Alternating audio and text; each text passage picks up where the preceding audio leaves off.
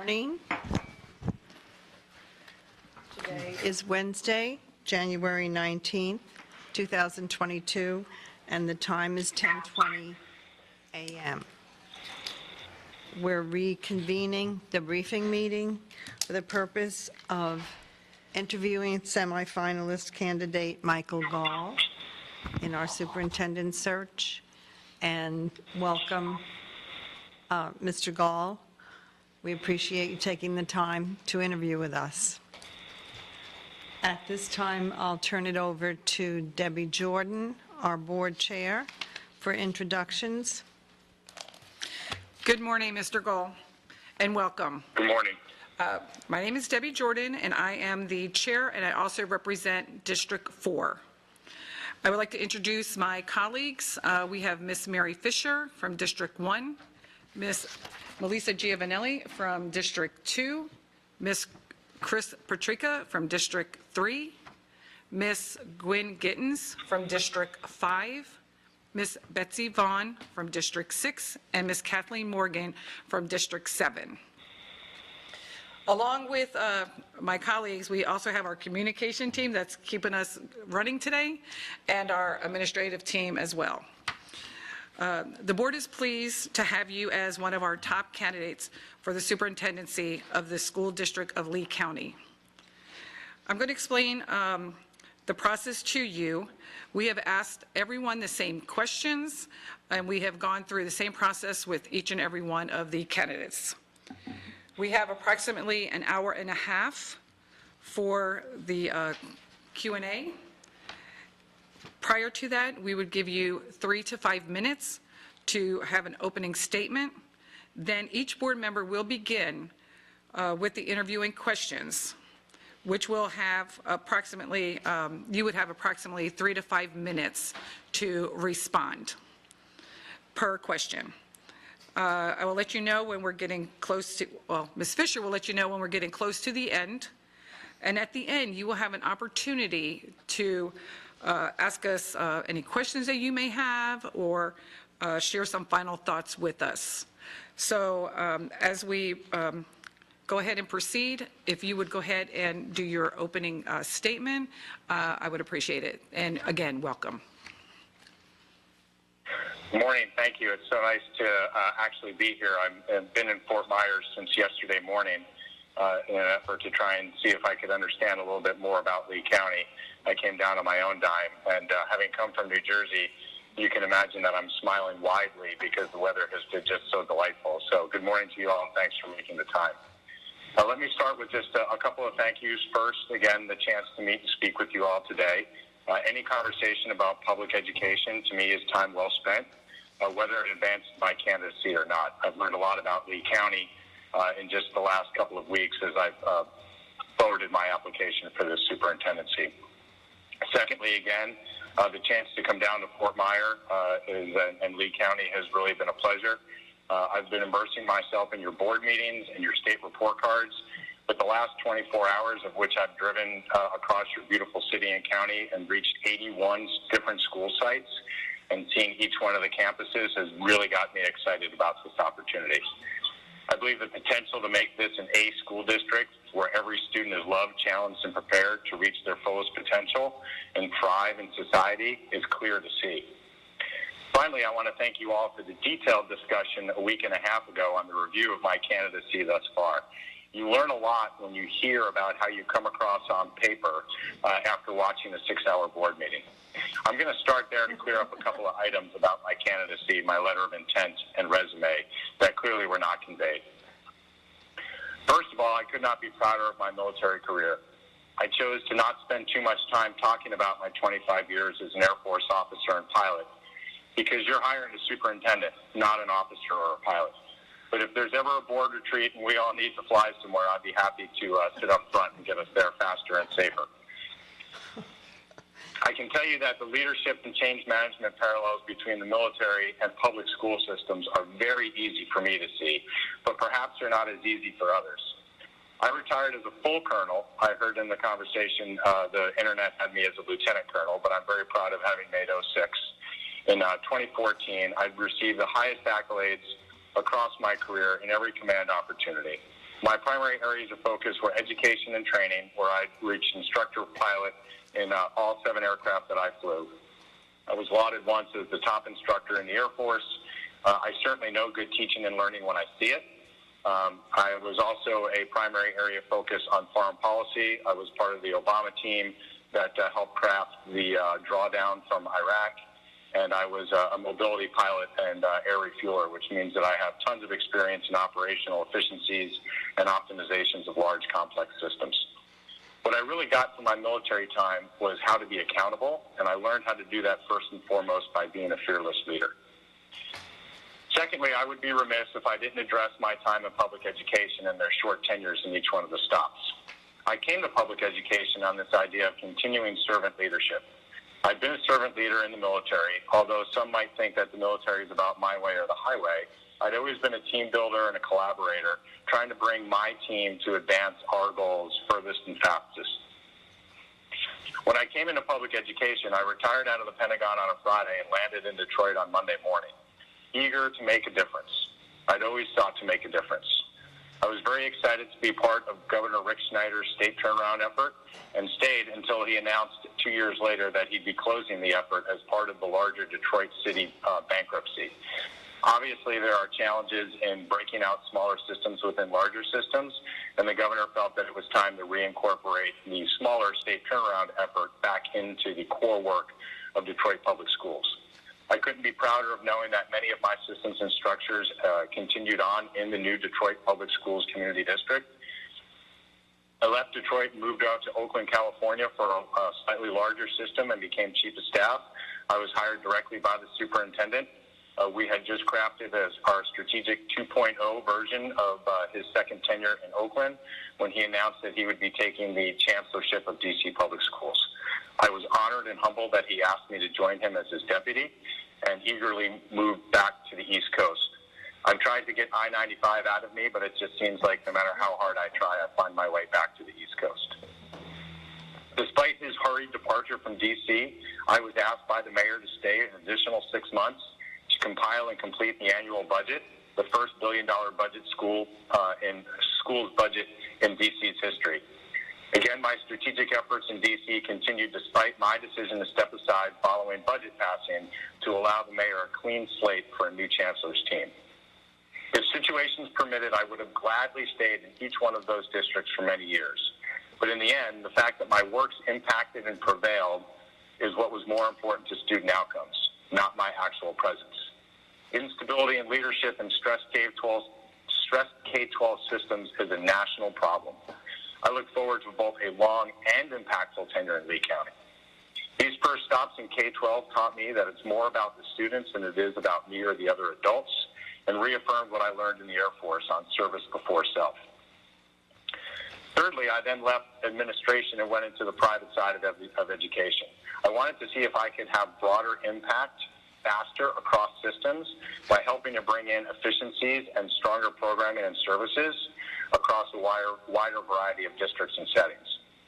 I recently left my current employer, Beable Education, after having submitted my application to the board, and so I saw that there was some consternation on whether or not I should be on the webpage or not on the webpage. I had a long conversation with my CEO, Saki Dodelson, and we talked about the potential conflict of interest of me trying to sell product and services at the same time that I was trying to seek employment as a district administrator.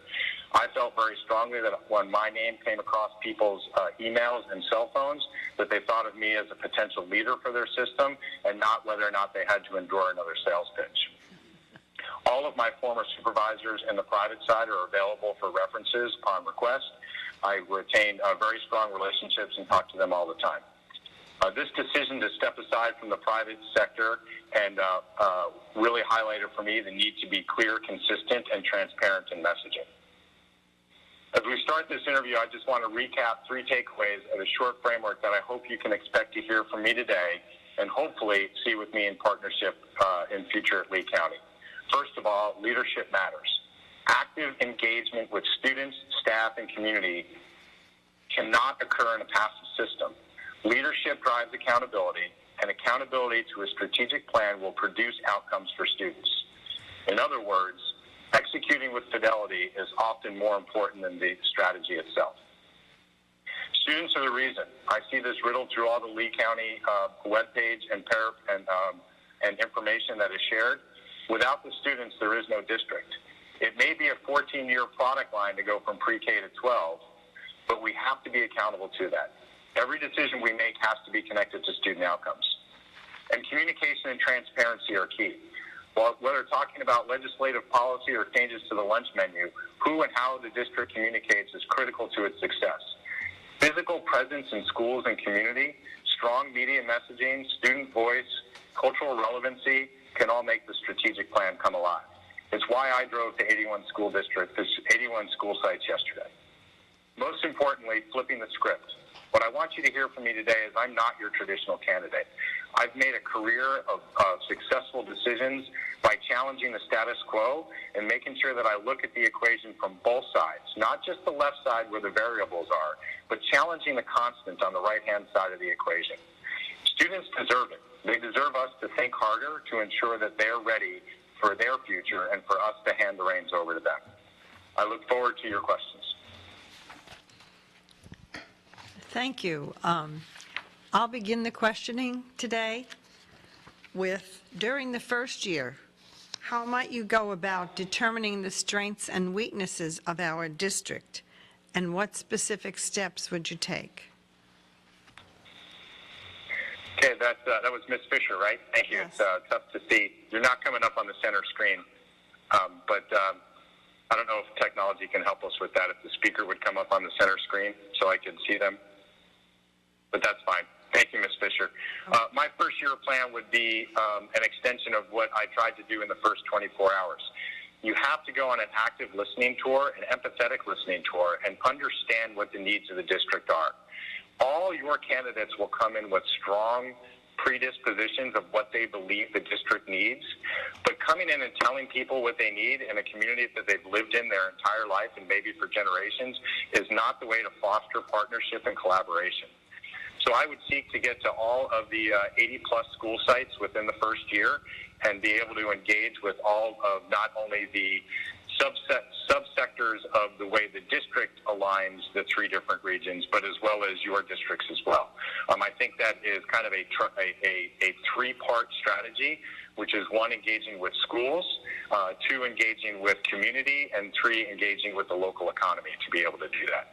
I think the strategic plan that's already in place for Lee County has legs left in it. I don't think it's time to start a new strategic plan, but I think finding the way that my vision of what I've seen work in schools fits within the plan that the Lee County has already communicated is the direction they want to go would be the outcome of that first, you called it year, but I really think it's more like a 100 to 120 day plan.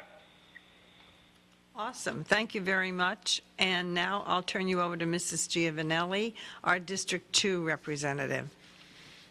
Good morning, Mr. Gaal.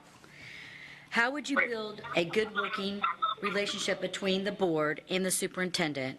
Please cite examples. Sorry, I'm writing, just jotting down the questions so I can reference them later. And I apologize for the visual here. It's just easier to hear it that way. Thank you, Ms. Giovanelli. Is that how you pronounce your name? Yes, thank you. I believe in the concept that's called first team. There's a first team that I would consider a governance team, and that's the superintendent and the board. The superintendent works on behalf and bequest of the board, and the board, of course, on behalf and bequest of the community. But the relationship between the superintendent and the board is critical. I think the first way to do that is for us to create some level of retreats where, one, we're learning to understand each other personally so we can better understand each other professionally.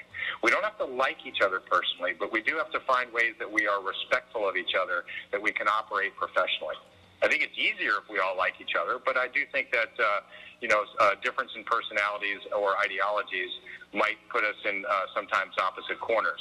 But I think the central piece to that is the strategic plan, the vision of the district to be world-class system, and the mission that every student delivers on its fullest potential becomes the centerpiece that allows us, no matter whether you're, I'm from the Northeast, so whether you're a Mets fan or a Yankees fan, what it means is you really enjoy a good baseball game. So we can agree to disagree on which team we prefer more, one or the other. I can't tell if you're smiling or not.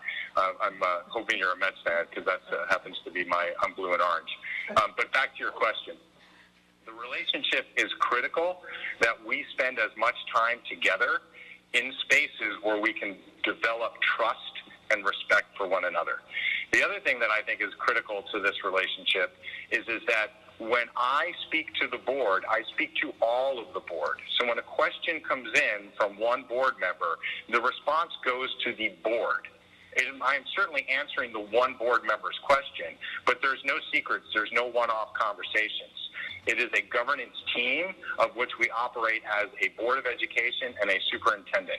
You dictate policy, I execute policy. That would be the way that relationship works. I've seen it work very well. I've worked for a governor, I've worked for a mayor, and I've worked for a school board. And I would say to you, and I've said on a national stage before, that I believe that the strongest governance model is the school board. And my peers would tell me that I'm crazy because they find it restrictive in having to manage votes and count votes all the time. But what I said very clearly is that local governance allows for the most connected decision to the problem. When you end up at mayoral or governor control, it's wonderful when you're aligned with that individual who holds that seat. But my example in Michigan is a wonderful failure of that, which is when the governor becomes a lame duck, then they suddenly don't care about education anymore. But a school board member sits in that chair for the sole purpose of representing their district and their constituents. So to wrap that up, I think we just need to spend a lot of time together centered on the strategy, the mission, and the vision, and then we're able to deliver on that together. Thank you. Mr. Gaal, Chris Patrica here. Hello. I am a Red Sox fan. The Mets are irrelevant, but here is your question. Please describe a time or a setting where inequity and implied bias came to light, and from your position, how you addressed it, and what were the individual and/or organizational outcomes, please. Thank you, Ms. Patrica. I won't say Bill Buckner in my response, but it's all I have as a Mets fan is 1986. I was old enough to be alive during 1969, but my dad says I didn't really watch the game as I was only 2. Anyway, sports is always a good way to connect with people. Inequity and bias. Clearly, by my resume, I've been in some very challenged districts. I want to focus at a very high level on an inequity of resources because I was able to actually drive a new funding formula in Washington, D.C. that was critical to our success. What I found when I arrived in Washington, D.C. was that there was a peanut butter spread solution to how resources were distributed to schools, even with a weighted student formula that did account for some high-end costs like special needs and some of the other Title I type of ways that weighted student formulas would work. What we found is that we still weren't getting the dollars where we needed them most, and we were unable to actually change the distribution of funds on the front end. So then what we did is in fallout dollars, as the budget executes over the course of the year, as money started to fall out into a centralized pool, what we did is we developed an Excellence for Equity Fund, which was based upon the concentration of kids, not just the number of kids. And so it became an exponential relationship. So not just are you a Title I school, it was if you had more than 50% of the children that were more than 2 levels behind on the state assessment, then you got a multiplier. You didn't just get more for the number of kids. It became an exponential. And so what we were able to do was then in turn find the schools with the greatest amount of need were getting the greatest amount of resources at a time that they needed them most. And so it took, as do any policy decisions, a lot of forward-end communication to all the schools to be able to break that down. And one of the things that I am proud of in my career is that I've always used data to be able to do that. Trying to just give people the argument is often like talking about politics. Convincing one person who they should vote for or another, you won't change people's mind. But if you can put data in front of them and show them that the number of children who require pull-out services in one of these higher concentration schools is so much greater that it actually requires more personnel in that building. And if you have more personnel in that building, you have to pay for that. How do you pay for that if every child is just treated at the same level on the state average of funding? So that's how I handle the inequity of the resources in the distribution, and we were able to do that for our comprehensive schools in Washington, D.C., and we saw immediate turnaround that first year. Thank you. Ms. Jordan is up next. Thank you. Hello again. Hi. Okay, so my question would be, please share a time when a plan or major objective did not turn out successfully, and describe what you did to change that effort and how was that situation improved. The old failure question. Thanks. That's always a good one. Somebody had to ask it. I'm going to go to a recurring problem that I see in school districts, despite the fact that it's an annual event, which is school opening. And so when I arrived in Oakland, what I noticed is that everybody kept telling me school opening was going to be fine because school opening was always fine. And then what we saw was that school opening was fine in schools where school opening was normally fine, but school opening wasn't fine where school opening normally wasn't fine, but nobody had measured that.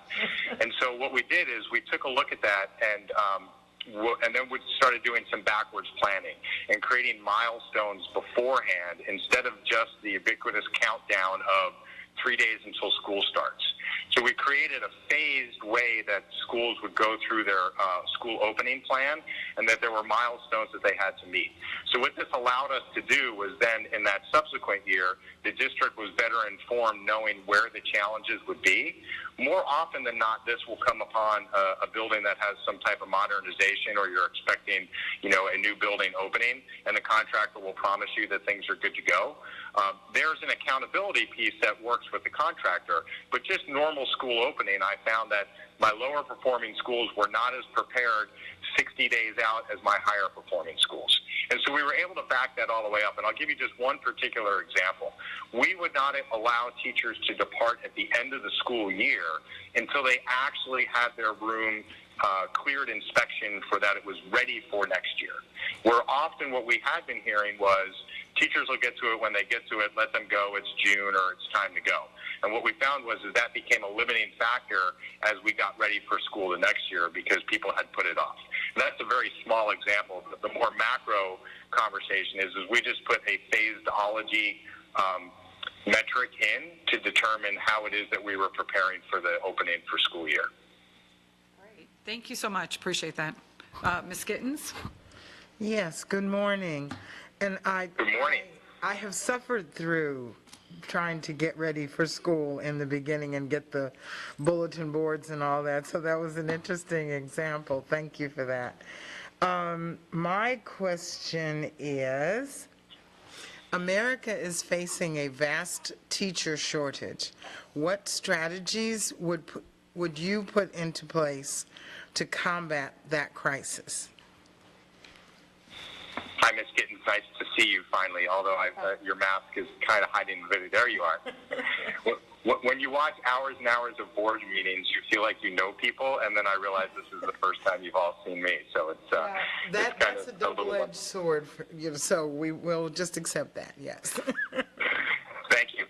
Teacher shortage. I have suffered from teacher staffing challenges in each of the districts that I've been in, and so I bring both a high level of personal experience here and then some really strong long-term ideas. But I think to the short term, the first piece is we have to flip the culture on how it is that we talk about teachers. Teaching is not the easiest job in America. Teaching is not you get 3 or 4 months off and you're done every day at 3:30.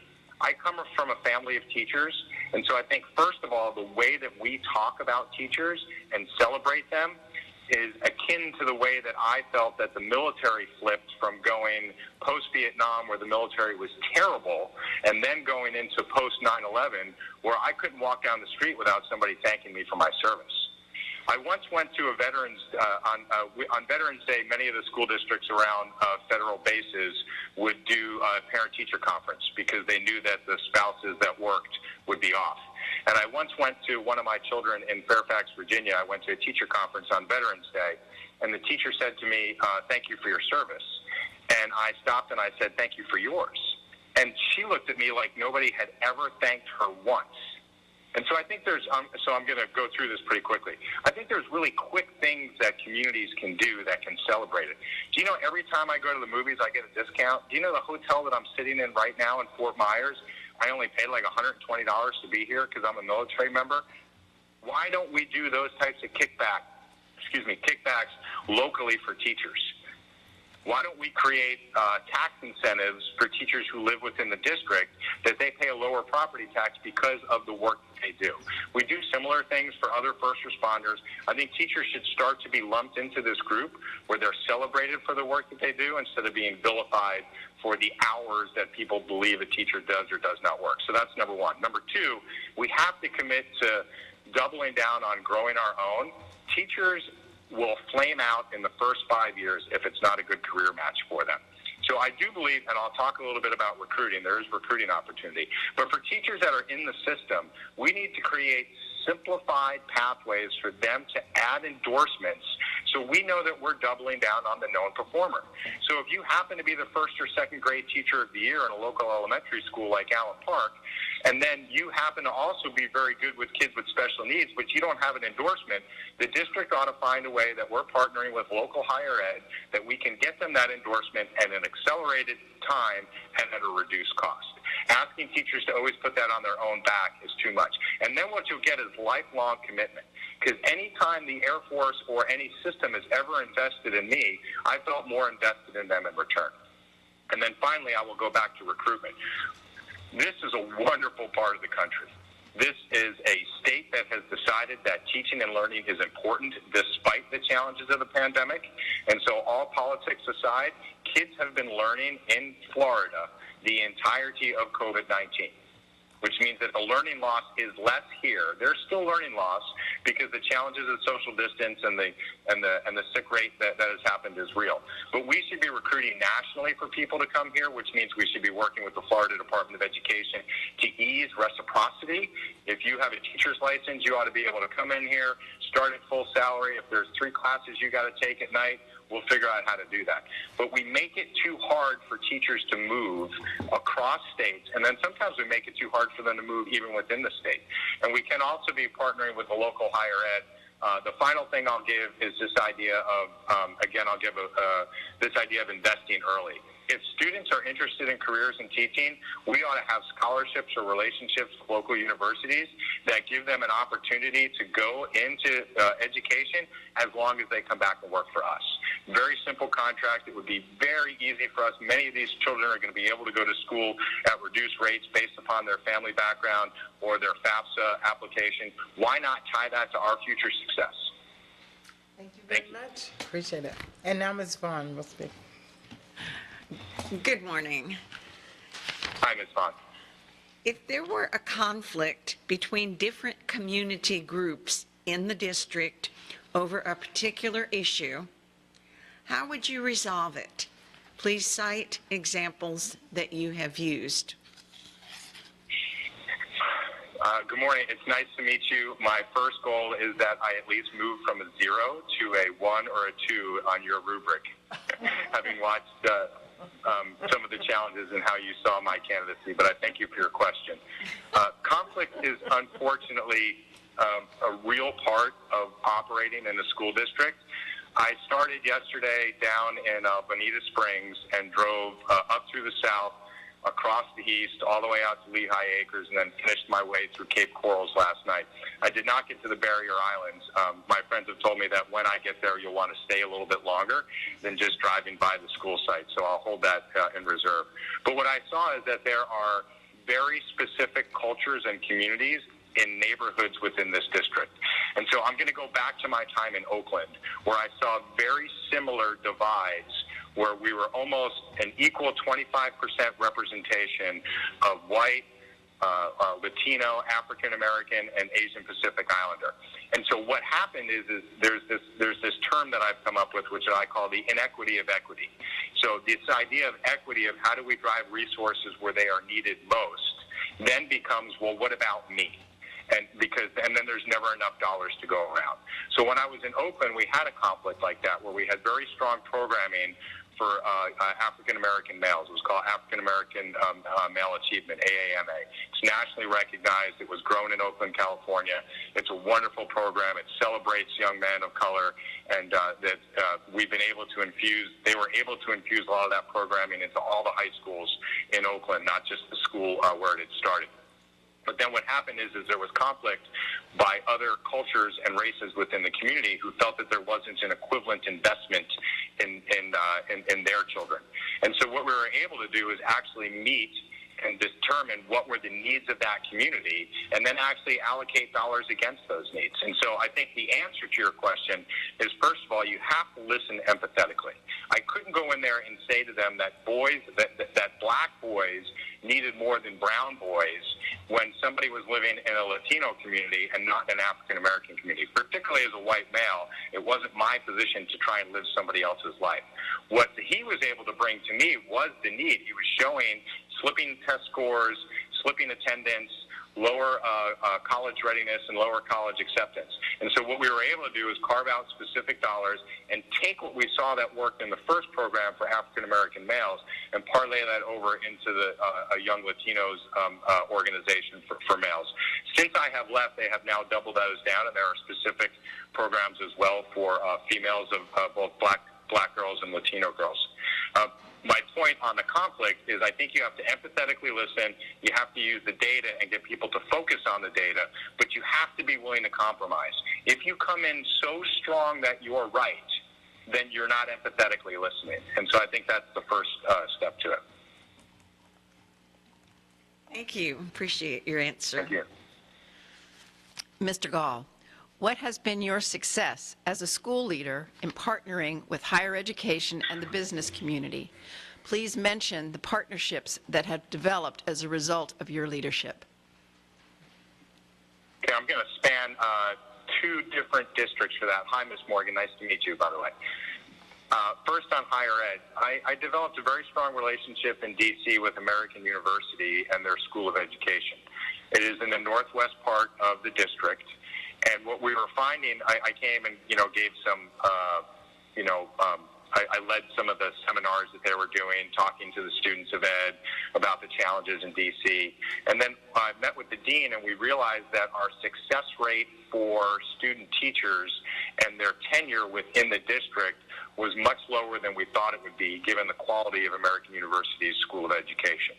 And then what we determined is that American University had a policy that said you couldn't go more than one metro stop away from American University for your internship or your student teaching or whatever was your off-campus event. And when we mapped that out in D.C., what we noticed is that put student teaching only in the highest quartile of elementary schools and middle schools, because that's the affluent part of Washington, D.C. Now, there's nothing wrong with student teaching in strong schools. There's a lot that you can learn from watching good teaching and learning. But what happened then is that there was never a vacancy in those schools at the end of the year. So I would put you at Shepherd Elementary School, which was one of the higher performing schools for student teaching, and you would say, boy, this is a delightful experience.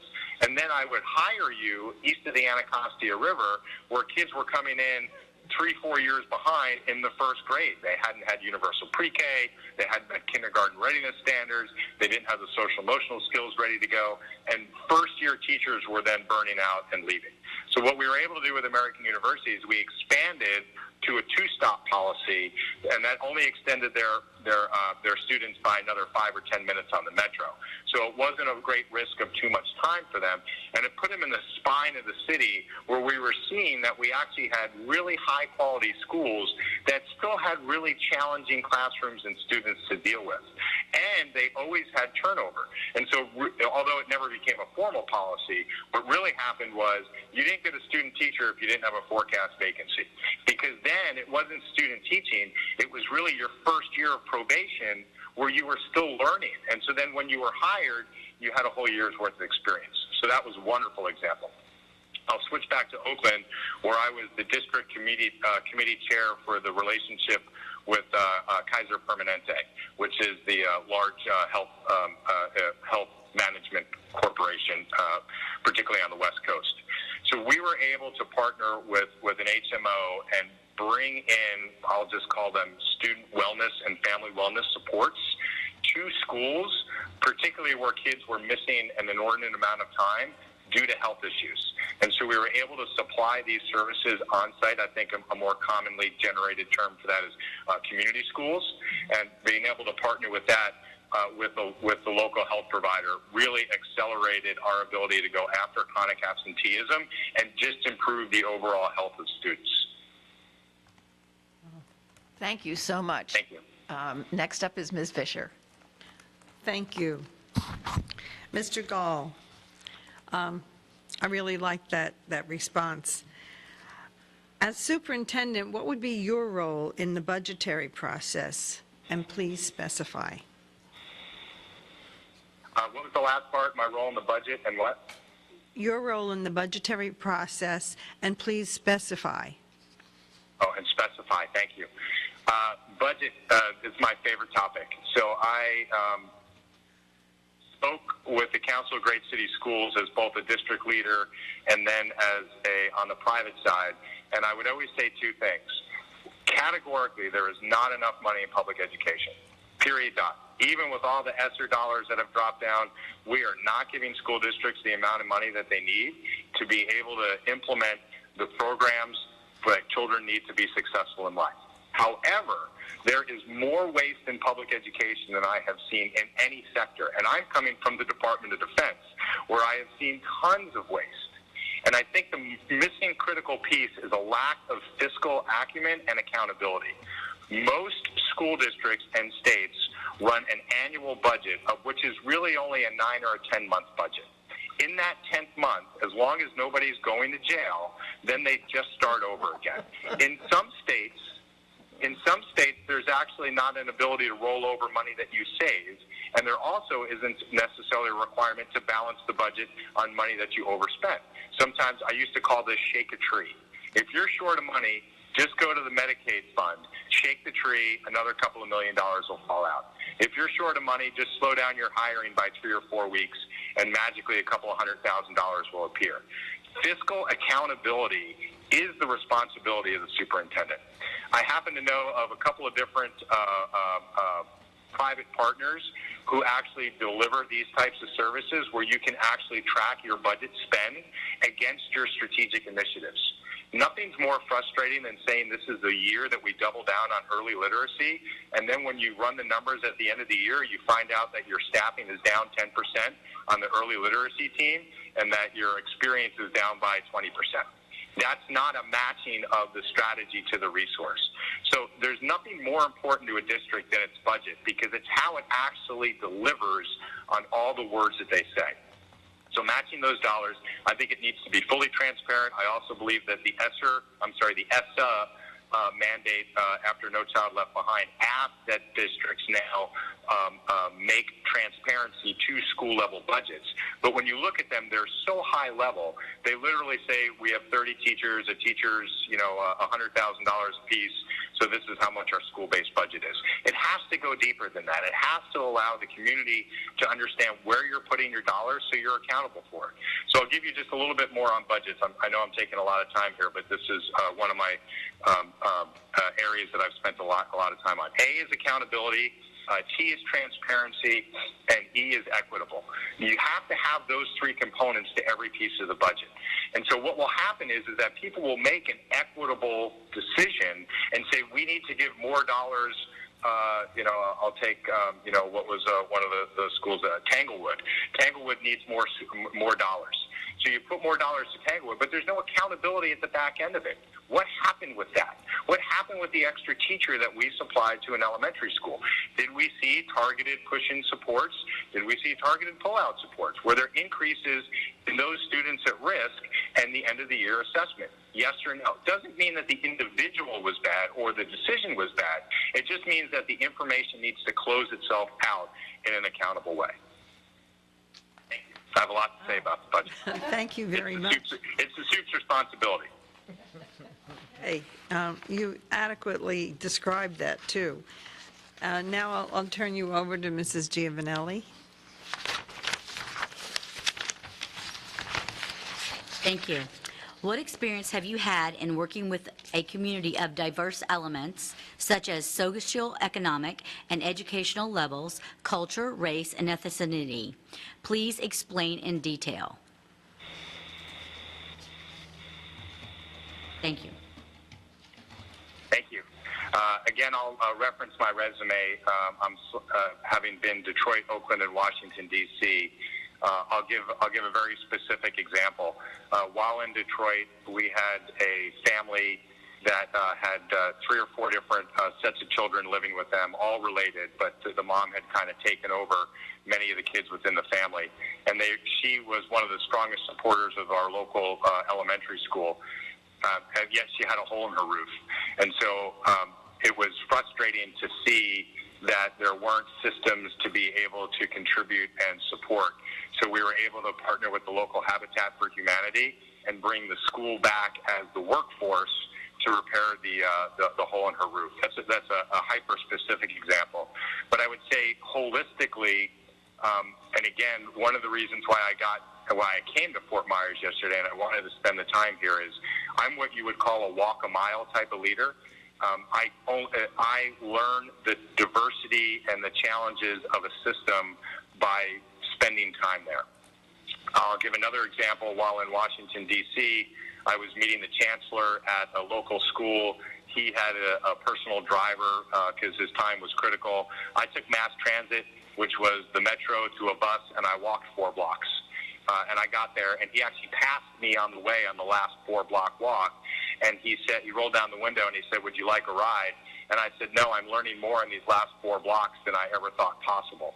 And what did I learn? I learned the tragedy of poverty, of particularly generational poverty.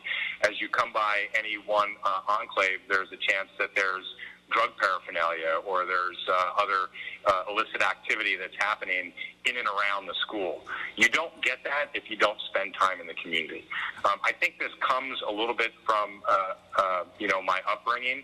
My parents grew up in New York City, and my dad said to me when I was a little kid, because I was scared of the city, he said, "As long as you look like you belong on the street, nobody will bother you." Even though I clearly never belonged on the street in New York City. I grew up in a middle-income neighborhood in New Jersey. But I'm able to immerse myself in a community by spending the time and walking and communicating and listening.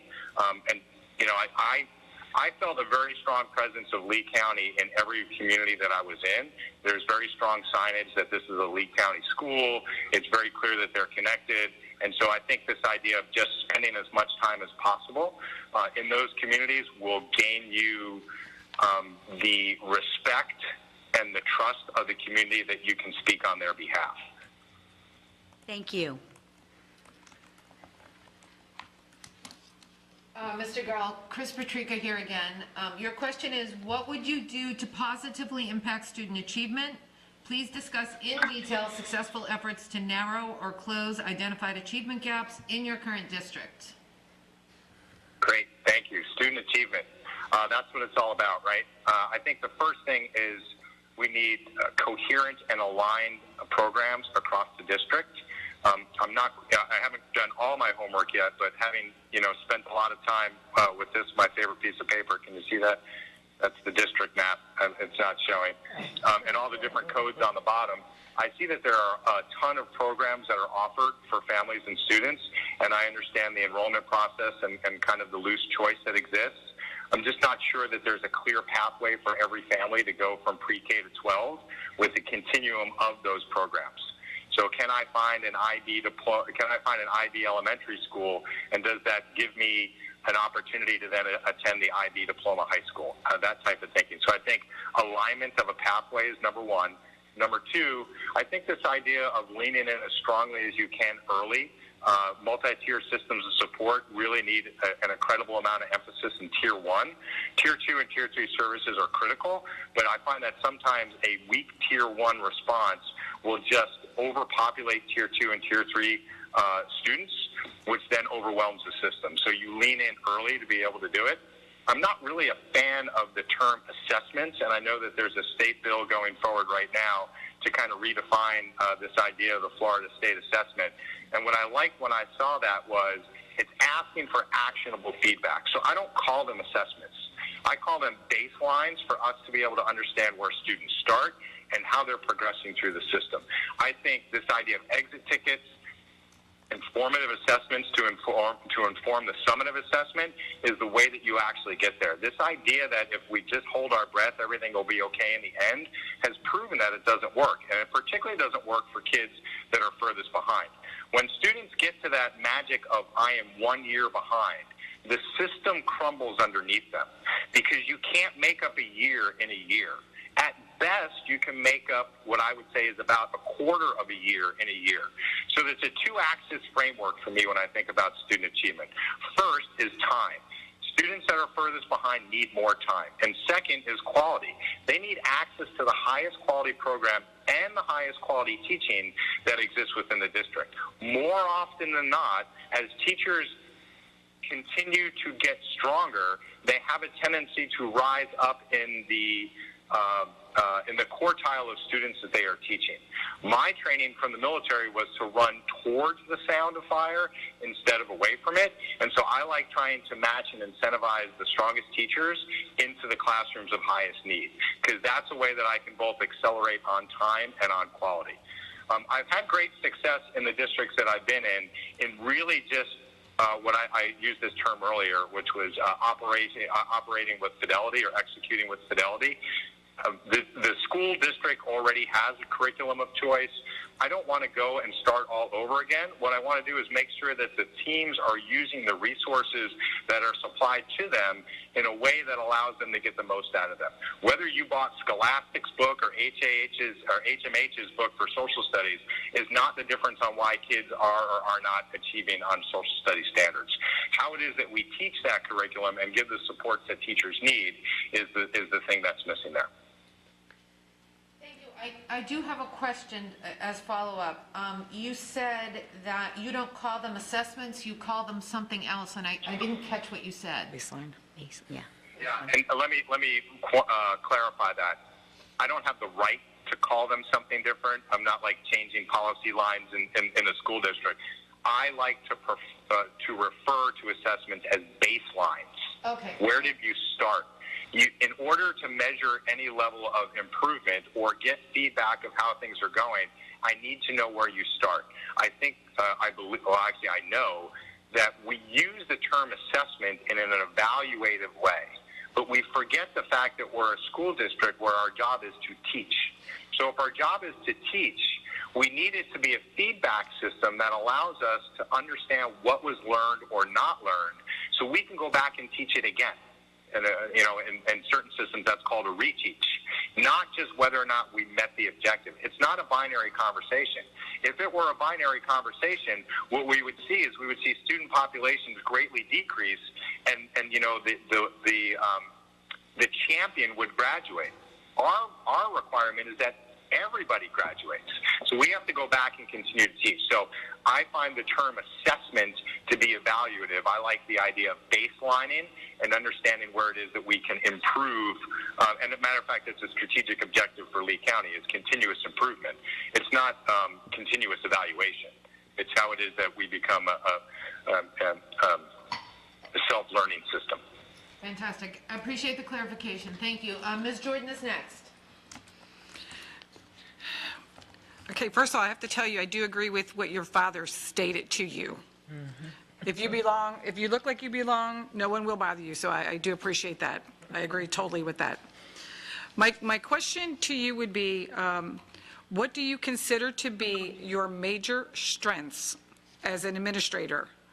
What have you targeted for personal or professional improvements? Please. Thank you. That's a chance to both pat myself on the back and smack myself in the face. So thanks for the chance.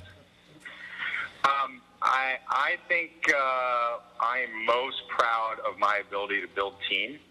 I don't know who you called for reference checks or how any of that has gone, but I have been very thankful for my ability to listen, to understand.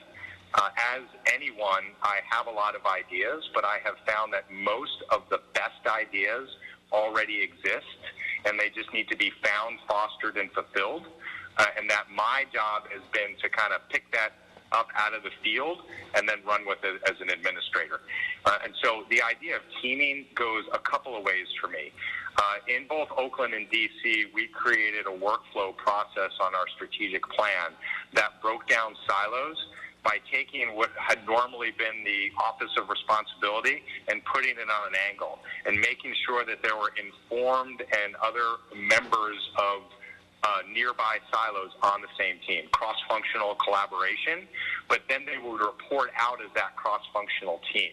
So that's an extension of the way that I build teams. Again, as a non-traditional educator, being able to find improvements in the lowest performing schools in Detroit isn't because suddenly I, stayed up all night and understood pedagogy. It was my ability to listen and understand where coaching needed to happen, where operational efficiencies needed to free up more dollars to hire the right teachers, where for us to make the alignment between curriculum, instructional strategies, professional development, and assessments or baselining. Those are types of things that I'm able to kind of listen for. And so in kind of a surreal way, a lot of times I make myself a fly on the wall in my own conversation to try and see what's really happening. I know I talk a lot. So that's my disclaimer, and particularly in this type of setting where you're trying to get out as much information as possible. But being able to sit back and facilitate as a leader is one of the gifts that I think I've been able to bring to administration, because there are so many smart and talented people out there that have the answer, and they just can't get it because there's no collaboration and they have to wait for someone to retire or that decision was made last week in the board. I like to be able to bubble that up. What is my area of improvement? I think that this culture that I bring from the military of being very direct is an area that I will continue to need to work on. I come from, a life and death type of decision making. You're in the airplane, you have to decide what you have to do. There is no time for indecision. I have found that I struggle sometimes in public education with the 12-month cycle of, well, we'll try again next year. I think that you can create a 12-month cycle as a series of 3 4-month cycles, or 4 3-month cycles, or 12 1-month cycles. And so I'm trying to find the balance between my desire to accelerate, not change, but just deliver on the outcomes, instead of the idea that, if I'm the 4th grade, teacher of record, and that 4th grade class moves on to 5th grade, well, now I just get to start all over again. I like the idea of 4th grade teacher understanding what happens to the student in 5th grade, in 6th grade, in 7th grade. That type of feedback mechanism is important. So I think I need to work on still understanding that balance. I don't seek to scare people with my passion and my intensity, but I just, the piece that I didn't put in my opening statement is I came into public education. My parents, my dad's first generation born Hungarian immigrant. His grandfather came back and forth on 7 different boats, bringing the family. Everybody knows the classic Ellis Island story. When I was in Iraq for a year, I was able to offer my interpreter a green card, which is standard practice for those who help support the United States. And he was a young guy married with 2 kids, and his wife worked as well. And he turned me down. And it totally shocked me. And he said, it's easier for me to navigate the bombs in the marketplace of Baghdad than it is for me to move to Dearborn, Michigan, and go to a failed school system with no job and live 4 families in 1 house. And so it made me realize that what was happening in public education that allowed my dad to just work hard and have grit and resilience and then be the first guy to graduate high school, and then I was the first one in the family to graduate college, that model had changed. It wasn't there anymore. And so because it wasn't there anymore, it made me realize that the greatest risk to our country is not whether or not there's an existential crisis overseas of one military versus another. It was our inability to educate all people that live in America for the really workforce development. This is the future of Lee County. Now, but I mean, there's other futures to Lee County, which is I would be happy to move here. It's a beautiful part of the country. So you can continue to replace yourself. But what the school district's responsibility is to ensure that every student is prepared for life. And so that means that this is as critical as the things that I did when I supported and defended the Constitution. So I'm now supporting and defending the future of Lee County or whatever as I get the chance to do that. So my area to work on is how do I deliver that without scaring everybody off the dais?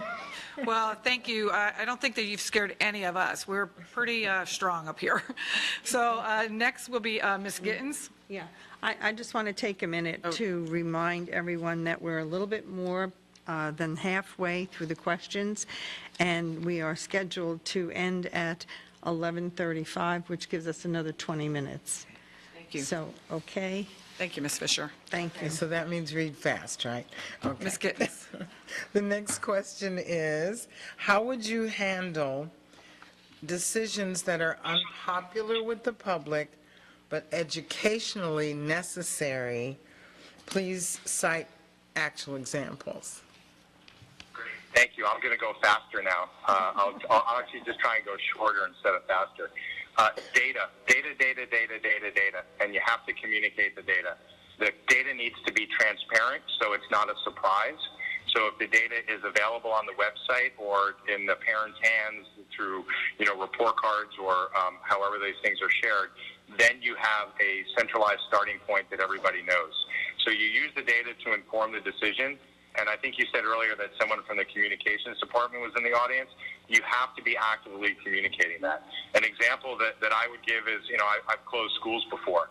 When you show folks that you are spending 3 times as much operationally just on like transportation, electricity, and heating than you should be to keep a school open, and that's actually limiting your ability to hire a full staff, people will see the need to close the school.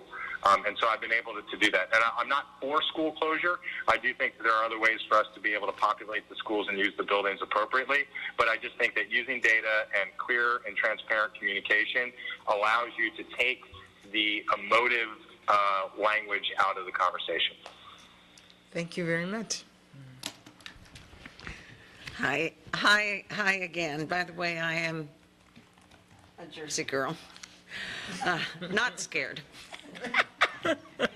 Give us some specific ideas of how you would judge your own effectiveness as a superintendent and how the board should evaluate your work. Great. What exit, Ms. Bond? I didn't hear that. Did you tell me what exit? I'm sorry? Just What repeat. exit in New Jersey are you from? Oh, no exit. Not when I was growing up. Hunterdon County on the west side of the state, west central. Okay. I'm Middlesex County, exit 9. But I was just have spent a significant time in New Jersey caring for my mom over the last year, so I've rerouted myself there. Effectiveness and superintendent evaluation. First of all, that's determined by the board. I'm happy to take on whatever it is, the standard evaluation tool that you use. I think really my own effectiveness is measured by the deliverable on the strategic plan and the KPIs and the metrics that are in place there. Graduation rates, student performance on end-of-year testing. Really, I would like a lot of focus on the growth that occurs.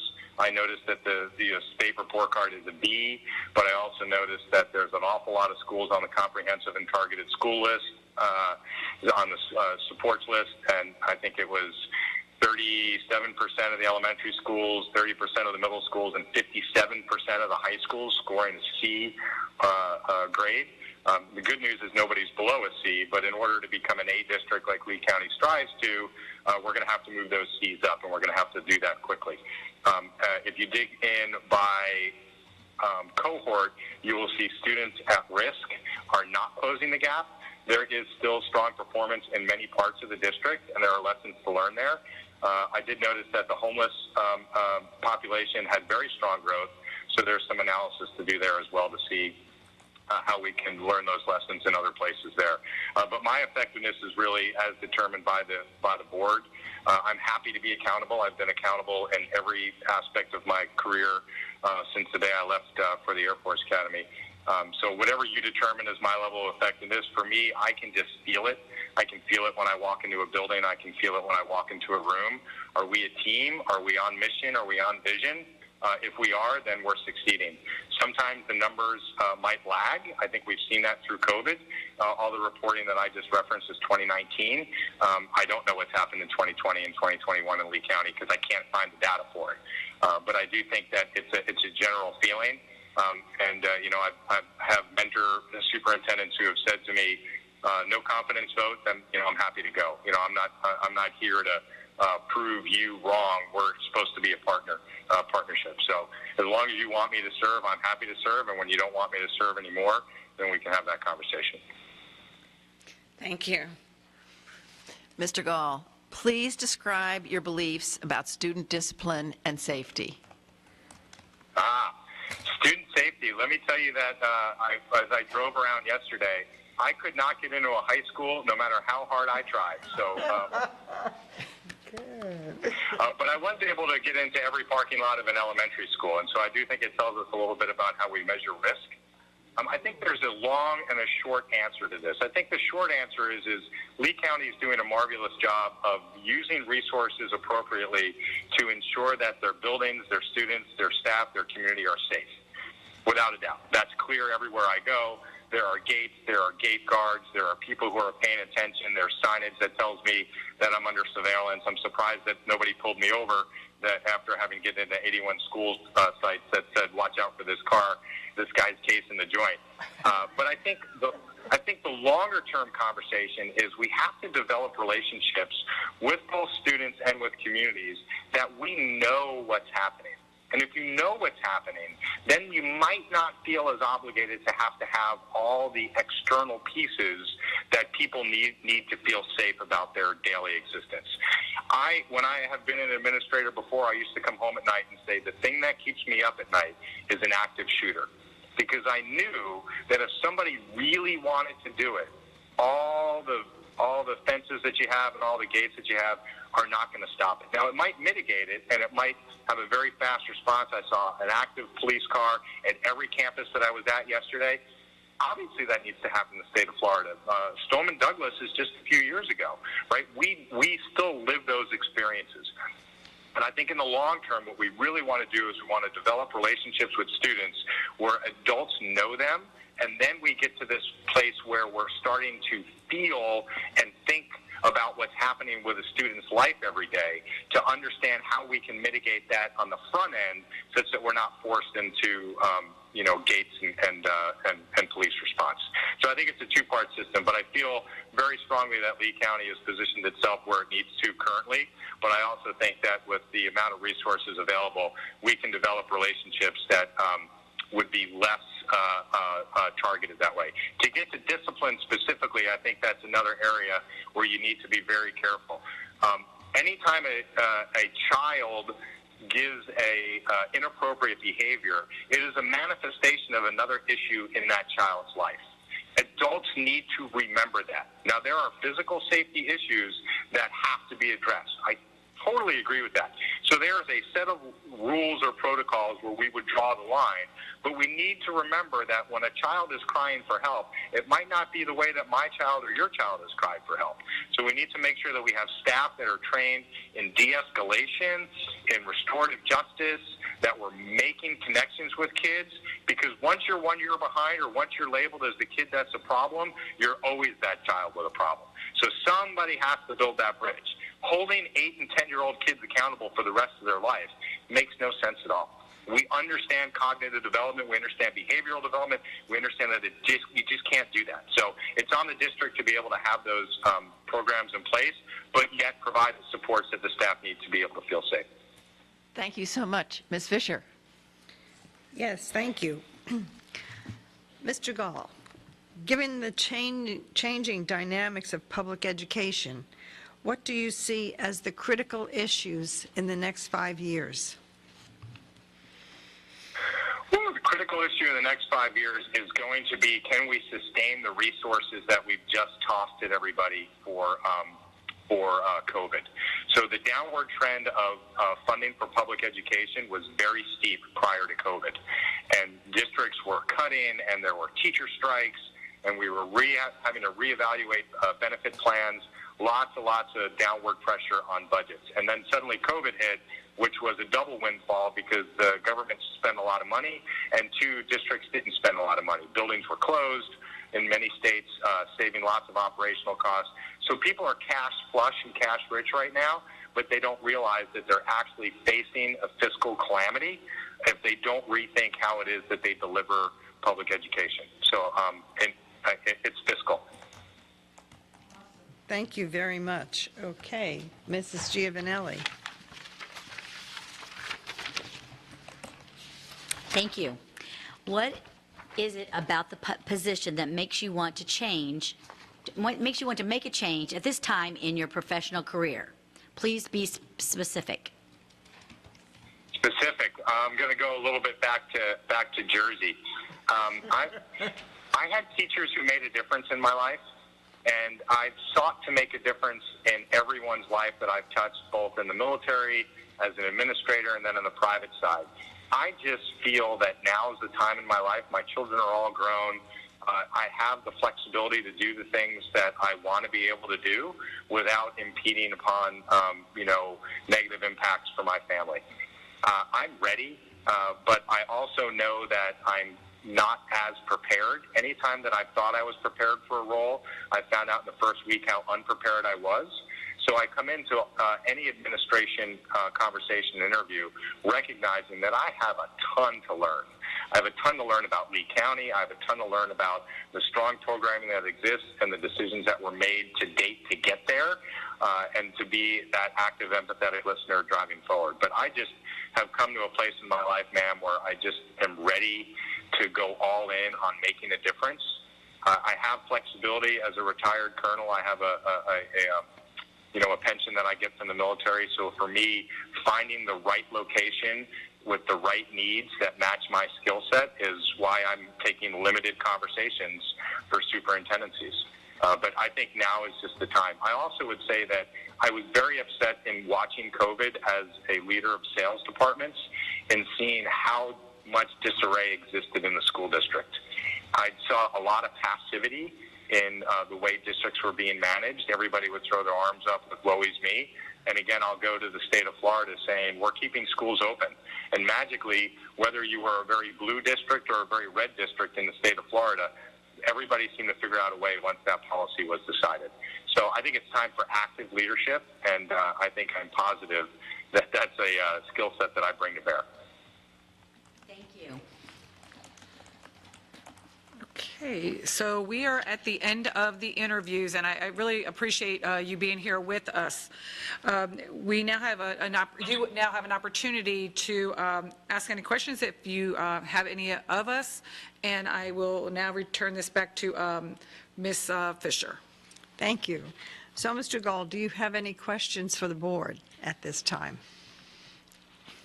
Yeah, I'd just love to understand a little bit more about the timing.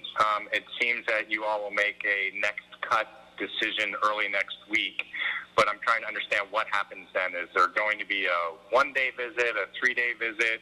What's the timing and how you all are going to play out the next level? Okay. Okay, I'm going to turn that back over to Ms. Jordan. Thank you. We're tag teaming, if you see that. So next week on the 24th, we will have a workshop. We will have that discussion to bring it down to 3 candidates. We then will vote on that Tuesday. Following that, we'll be bringing you all back in person you're already here in person, well, not in person, but you're here, but you will come back to Fort Myers, and you'll spend 2 days here, one with us interviewing, and then the next day, we don't have all the details, they're working all the details on what takes place that next day for you all, but as it stands right now, we will have the 3 of you here on the same day to interview again in person. And Is that date been determined? We're looking, it's approximately the 10th Okay. of February. and that will, can I mention too that, Ms. Gittens, what? that we, during that time, there would be the one-on-ones with us? Is that true? Yes, and then also between now and then, we will set up times for the three candidates to have the one-on-ones with us, interviews. So like a 20-minute, just a 20-minute time with each one of us. So you can share more about your passion or whatever you want to share with us. More of my passion? Is anyone ready? You can thumb wrestle. The next question I would have is that I saw a lot of consistency in the enrollment over years. Has there been a demographer study on future growth? I just noticed, all the land available in the south and the east, and I know the trends in the state of how many people are moving from the East Coast. What's the forecast growth for the district over the next 20 years? Good question. Well, Yes, okay. Ms. Patrica? So we're looking at 1,300 to 1,500 new students per year. We do have a demographer, and we actually hired him for a separate project, which was a student proximity plan for our elementary schools. But the product he brought to the table has allowed us to more accurately predict growth in various parts of the county. So as we look to build and replace portables, we're able to use that information to help guide our decision-making. Does that answer your question? Yeah, so it is continuing to grow at a pretty steady rate. You all are forecasting and planning around that. I believe we are the fastest-growing district in the state of Florida if you look at our growth over the past decade. I would totally agree with that based upon my driving yesterday. Lots of construction and infrastructure development. Any other questions? Would you like to give us a closing statement? I would. Thank you so much for the time. And I apologize for the old man syndrome here of the phone next to the ear, but the technology actually worked out. I think it was as engaging an experience virtually as I've had to date.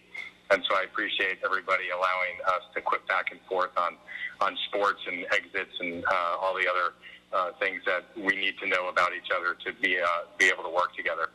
I'm thankful for our time spent today. I think we've all learned a lot about each other, and certainly the challenges that you are trying to address for the school district of Lee County. I started with some large and grand statements about how to lead change and deliver on mission and vision. And I want to leave you with 3 areas that I believe Lee County can focus on meeting its goals moving forward, and that I'm the leader, best partner for you to do that. This idea of active leadership, I talked about it earlier, but I think it goes a little bit deeper. I think all students should be known. I think their learning objectives need to be tracked individually. Their pathways and potential to be their best potential selves are clear and attainable, and that the system is constantly seeking to improve upon that. No self-reporting happens without accountability and acknowledgement. In my world, I say we own it. I think access. All students have to have access to highest quality programming. I saw great inconsistencies in facilities as I maneuvered the district over the last day. That doesn't mean that the instruction isn't meeting the standards, but it does mean that not all things appear to be equal for all parts of the county. The system should be navigable regardless of neighborhood. We have to walk their mile every day. Like I used to always say, when in doubt, put your child's name on the example as a test on whether or not it's meeting expectations. And then finally, this idea of agency. The comment that I made earlier about knowing good instruction. When you're teaching someone how to fly an airplane, you get a lot of head nods that they hear what you're saying, but you can see that they don't understand what you're teaching them. Agency is when the student actually becomes active in the participation, and I like to say teaching becomes learning when the student develops agency. I think that through strong programming and social emotional supports, every student can find and develop their own voice, and then they become a positive contributor to their own educational journey. The student isn't really the product. The student is the partner in the development of the product, which is the educational outcome of the district. I don't want you to think of me as a non-traditional candidate, but instead as the candidate who brings the breadth of leadership experiences to ask the hardest questions of the team and get the freshest answers for your students. Thank you.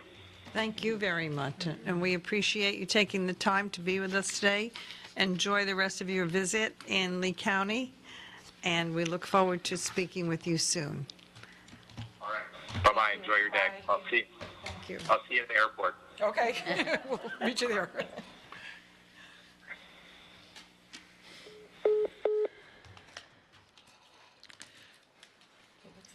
Okay, the next schedule is going to be at 12:15 to 1:30, and that will be Michael Ramirez. Okay, so we can recess now and come back then at 10 after 12. Thank you.